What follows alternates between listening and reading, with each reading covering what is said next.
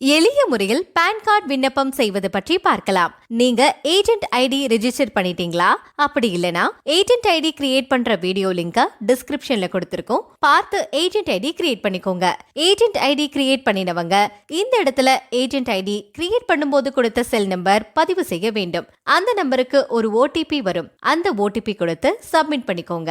இப்ப PAN card apply பண்ற பக்கம் வரும். இங்க நீங்க யாருக்கு விண்ணப்பிக்க வேண்டுமோ அவங்களோட தகவல்களை சரியாக நிரப்ப வேண்டும். இந்த இடத்தில் ஆதார் எண்ணை சரியாக நிரப்ப வேண்டும். அடுத்து ஆதாரில் உள்ள மாதிரி அப்படியே பெயரை பூர்த்தி செய்ய வேண்டும். அடுத்தது ஆண் எனில் ஸ்ரீ, திருமணமான பெண் எனில் ஸ்ரீமதி, திருமணமாகாத பெண் எனில் குமாரி என்பதை சரியாக தேர்வு செய்ய வேண்டும். லாஸ்ட் நேமில் விண்ணப்பதாரரின் பெயரை பூர்த்தி செய்ய வேண்டும். ஃபர்ஸ்ட் நேமில் ஆதாரில் இனிஷியல் இருந்தால் அந்த பெயரை முழுமையாக பூர்த்தி செய்ய வேண்டும். இனிஷியல் அல்லது பெயர் எதுவும் இல்லையெனில் எதுவும் பூர்த்தி செய்யாமல் விட்டுவிட வேண்டும். ஃபர்ஸ்ட் நேம் லாஸ்ட் நேம் எப்படி புரிதலோடு நிரப்ப வேண்டும் என்பதை இதில் பட்டியல் இடப்பட்டுள்ளது, பார்த்து நிரப்புங்கள். பிறந்த தேதி மற்றும் பாலினம் பூர்த்தி செய்த பின்னர் இந்த இடத்தில் டிக் செய்து சப்மிட் செய்ய வேண்டும். அதன் பின்னர் பான் கார்டு எவ்வாறு அச்சிட வேண்டும் என்பதை சரியாக இருக்கிறதா என்பதை சரிபார்க்க வேண்டும். தவறாக இருந்தால் அதனை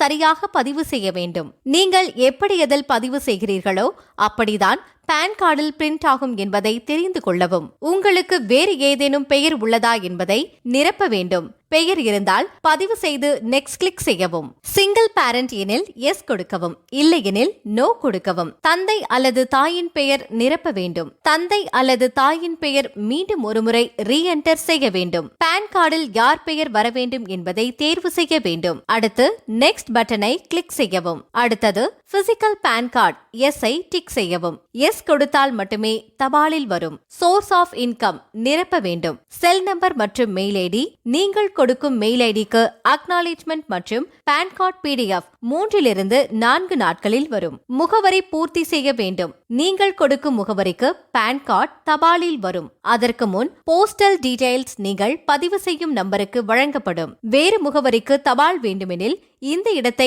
நிரப்ப வேண்டும்.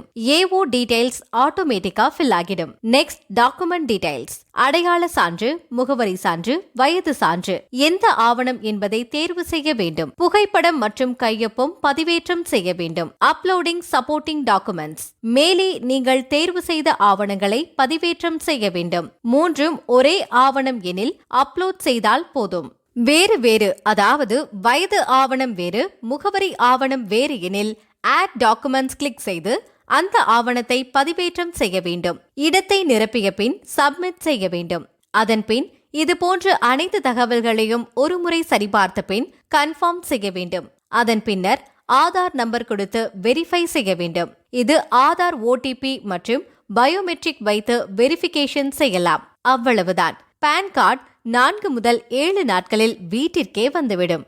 இந்த மாதிரி உங்களுக்கு இன்னும் யூஸ்ஃபுல்லான நிறைய வீடியோஸ் வேணும்னா நம்ம நலவாரியம் 019 சேனலை சப்ஸ்கிரைப் பண்ணிக்கோங்க மக்களே. நன்றி.